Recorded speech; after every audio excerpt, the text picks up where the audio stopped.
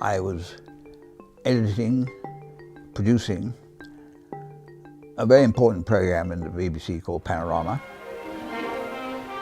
Panorama was the major vehicle for current affairs coverage of the major stories of the day. We had noted in an editorial meeting that April 1st was on a Monday, and Monday was our transmission day. A week or so later, Charles de Jager, who was a freelance cameraman, came into the office and they pitched the idea of the spaghetti harvest being an April Fool's joke. I gave Charles a budget of £100 and sent him off. It isn't only in Britain that spring this year has taken everyone by surprise. The past winter, one of the mildest in living memory, has had its effect in other ways as well.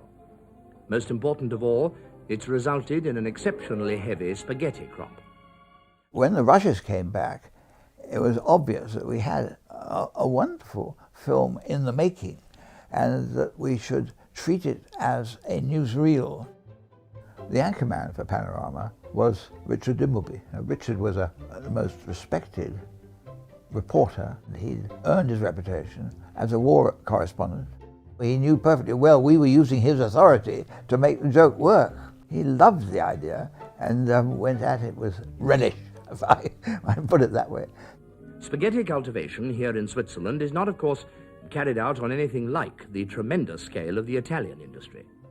David Wheeler, who wrote it, had been clever enough to use the wine harvest as a metaphor.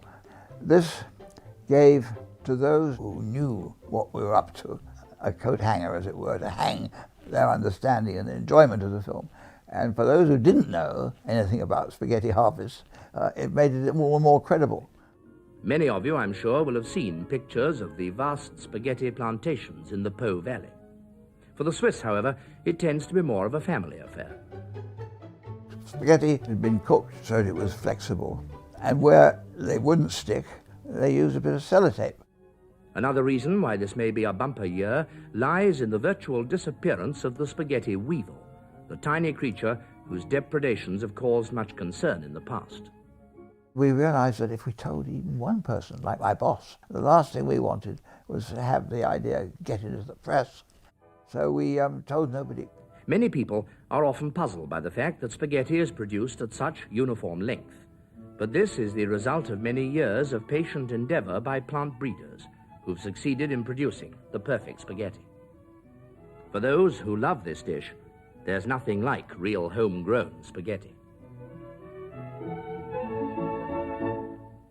At the end of the item, Richard spoke to camera, said, "That's all for Panorama, this April 1st, 1957.